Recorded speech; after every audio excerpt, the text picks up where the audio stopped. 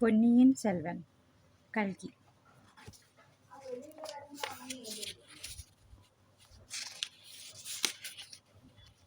അതിൻ്റെ ആവശ്യം നമുക്കില്ലല്ലോ. ഭാഗം 1, അധ്യായം 1. തുടക്കമോ ഒടുക്കമോ ഇല്ലാത്ത കാലജലപ്രവാഹത്തിൽ ഭാവനയാകുന്ന നൗകയിൽ കയറി എൻ്റെ കൂടെ കുറച്ചുനേരം യാത്ര ചെയ്യുവാൻ ഞാൻ വായനക്കാരെ ക്ഷണിക്കുന്നു. ഒരു നിമിഷത്തിൽ ഒരു നൂറ്റാണ്ട് എന്ന കണക്കിൽ 1100 വർഷങ്ങൾ നമുക്ക് പിറകോട്ട് പോകാം. വീരനാരായണ ഏരി എന്ന തടാകം സ്ഥിതി ചെയ്യുന്ന ഇന്നത്തെ ചിദംബരത്തിന് അടുത്തുള്ള തിരുമുനൈപ്പാടി നാടിൻ്റെ തെക്കുവശത്ത് നമ്മൾ എത്തിയിരിക്കുകയാണ്. തെക്കുവടക്ക് 1.5 കാതം നീളവും കിഴക്ക് പടിഞ്ഞാറ് 1/2 കാതം വീതിയുമുള്ള ഈ തടാകം തിരയടിക്കുന്ന കടൽ പോലെ പരന്നു കിടക്കുന്നു. ഇന്ന് ആ സ്ഥലം ചുരുക്കത്തിൽ വീരനാരായണത്തെ ഏരി എന്ന് ജനങ്ങൾ വിളിച്ചു വരുന്നു. ആടിത്തിങ്കൾ കർക്കിടകം 18-ാം തീയതി ഉച്ചതിരിഞ്ഞ് വീരനാരായണ ഏരിയുടെ കരയോരം ഒരു യോദ്ധാവ് അശ്വാരൂഢനായി മെല്ലെ വന്നുകൊണ്ടിരിക്കുന്നു. അവൻ തമിഴ്നാട്ടിലെ വീരചരിത്രത്തിലെ പ്രസിദ്ധിയാർജിച്ച വാണർകുലത്തിലെ വല്ലവരായൻ വന്ധ്യദേവൻ എന്ന യുവാവായിരുന്നു. ബഹുദൂരം യാത്ര ചെയ്തിരുന്നതിനാൽ ക്ഷീണിതനായ അവൻ്റെ കുതിര മെല്ലെ മെല്ലെ നടന്നുകൊണ്ടിരുന്നു. അതിനെപ്പറ്റി ഒട്ടും വേവലാതിപ്പെടാതെ യുവാവ് തനിക്ക് ചുറ്റുമുള്ള പ്രകൃതി ഭംഗി ആസ്വദിച്ചുകൊണ്ട് സഞ്ചരിച്ചു. 18-ാം പെരുക്ക് എന്ന് അറിയപ്പെടുന്ന ആടി 18-ന് ചോളനാട്ടിലെ നദികളെല്ലാം കരകവിഞ്ഞൊഴുകും. അവയിൽ നിന്നും ജലം സ്വീകരിക്കുന്ന തടാകങ്ങളും നിറഞ്ഞ് തിര തല്ലിക്കൊണ്ടിരിക്കും. വടകാവേരി എന്നും കൊള്ളിടമെന്നും അറിയപ്പെടുന്ന നദിയിൽ നിന്നും വടവാർ വഴിയായി ജലം വീരനാരായണ ഏരിയെ നിറച്ചുകൊണ്ട് അതിനെ ഒരു ചെറിയ കടൽ കണക്കെ ആക്കിയിരുന്നു. തടാകത്തിൽ നിന്നും ബഹിർഗമിക്കുന്ന 74 മടകളിലൂടെ കുതിച്ചു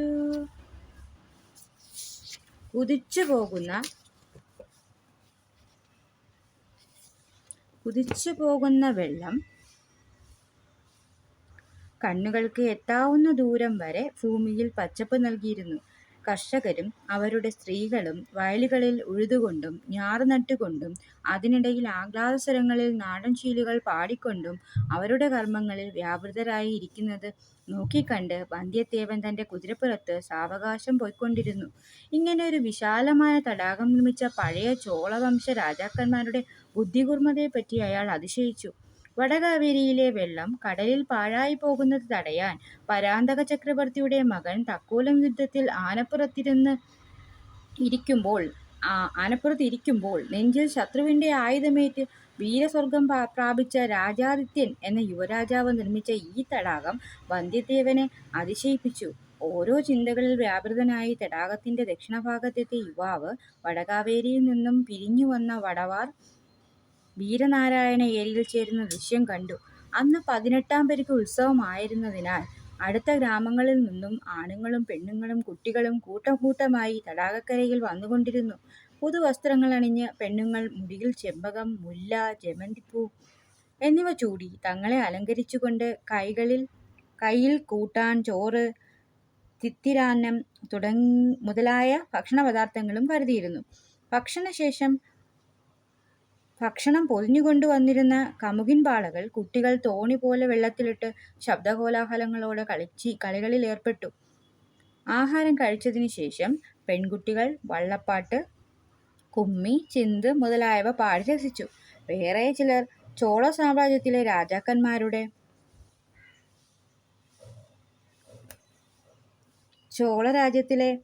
രാജാക്കന്മാരുടെ അപദാനങ്ങളെപ്പറ്റിയും യുദ്ധങ്ങളിൽ അവർ ചെയ്ത സാഹസിക പ്രവൃത്തികളെപ്പറ്റിയും പാട്ടുകൾ പാടി. 32 പോർക്കളങ്ങളിൽ നിന്നും മേനിയിൽ 96 മുറിപ്പാടുകൾ ആഭരണമായി അണിഞ്ഞ വിജയാലയ ചോളൻ കാവേരി നദിയുടെ ഉത്ഭവസ്ഥാനത്തു നിന്നും അത് കടലിൽ ചേരുന്ന സ്ഥലം വരെ 64 ശിവാലയങ്ങൾ നിർമ്മിച്ച അവൻ്റെ മകൻ ആദിത്യചോളൻ എന്നിവരുടെ വീരഗാഥകൾ അവർ പാടി.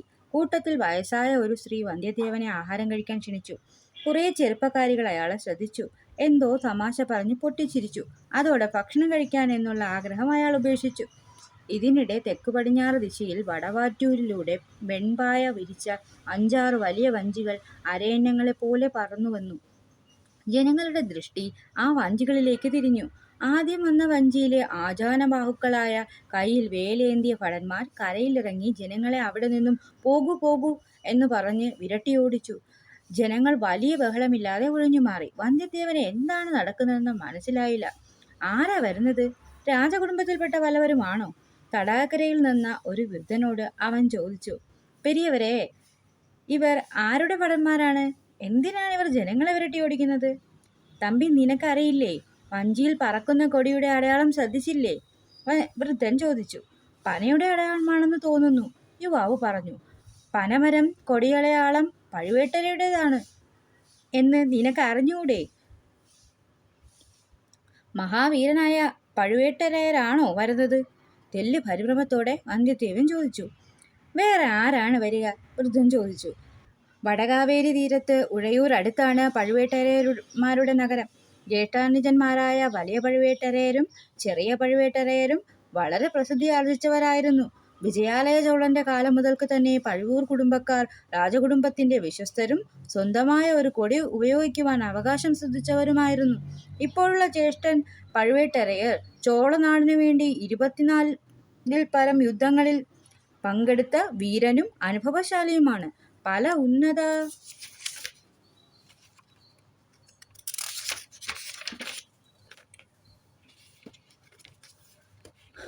ഉന്നത പദവികൾ വഹിച്ച അദ്ദേഹം ചോള രാജ്യത്തിന്റെ ധാന്യ അധികാരിയും സാമന്ത രാജാക്കന്മാരിൽ നിന്നും വണിക സമൂഹങ്ങളിൽ നിന്നും നികുതി പിരിക്കാൻ അധികാരം ലഭിച്ച ഇപ്പോഴത്തെ മഹാരാജാവ് സുന്ദര ചോളന് കീഴിൽ ശക്തനായ ഒരു അധികാരിയുമായിരുന്നു. ആ ധീര സാഹസികനെ ഒന്ന് കാണാൻ ആഗ്രഹം വന്ധ്യദേവന്റെ മനസ്സിൽ അങ്കുരിച്ചിരുന്നുവെങ്കിലും കാഞ്ചീപുരം മാളികയിൽ വെച്ച് രാജകുമാരൻ ആദിത്യ കരികാലൻ തന്നോട് രഹസ്യമായി സംസാരിച്ച കാര്യങ്ങൾ അവൻ ഓർമ്മ വന്നു. വന്ധ്യദേവ, നീ ഒരു നല്ല യോദ്ധാവാണ് എന്ന ഉത്തമ ബോധ്യം എനിക്കുണ്ട്. പക്ഷേ വളരെ ബുദ്ധി ഉപയോഗിക്കേണ്ട ഒരവസരമാണ് ഇത്. ഞാൻ തരുന്ന ഈ 2 ഓലകളിൽ ഒന്ന് എൻ്റെ പിതാവ് സുന്ദരചോള മഹാരാജാവിനെയും മറ്റൊന്ന് എൻ്റെ സഹോദരി ഇളയ തമ്പുരാട്ടി കുന്തവയെയും ഏൽപ്പിക്കണം. നിന്റെ യാത്രയുടെ ഉദ്ദേശ്യം ആരും അറിയാൻ പാടില്ല. ദൗത്യം തീരുന്നതുവരെ ആര് നിന്നെ പ്രകോപിച്ചാലും നീ ഒരിക്കലും അവരോട് വഴക്കിന് പോവരുത്. നിന്റെ ദൗത്യം വളരെ രഹസ്യമായിരിക്കണം. പഴുവേട്ടരന്മാരോടും എൻ്റെ ഇളയച്ചൻ മധുരാന്തകനോടും നീ സൂക്ഷിച്ചു പെരുമാറണം. ചോള സാമ്രാജ്യത്തിലെ യുവരാജാവെ അഭിഷേകം ചെയ്തവനും ചോള സൈന്യത്തിന്റെ വടക്കുദിക്കിലെ സേനാനായകനുമായ കരികാലന്റെ ഈ മുന്നറിയിപ്പ് ഓർമ്മിച്ച് വല്ലവരായൻ വന്ധ്യദേവൻ പഴുവേട്ടരയരെ കാണണ്ട എന്ന് തീരുമാനിച്ച് കുതിരയെ മുന്നോട്ട് നയിച്ചു. അന്ന് രാത്രി കടമ്പൂർ ശംഭുവരയന്റെ മാളികയിൽ താമസിച്ച് അടുത്ത നാൾ വേറെ ഒരു കുതിരയെ സമ്പാദിച്ച് യാത്ര തുടരാം എന്നയാൾ തീരുമാനിച്ചു.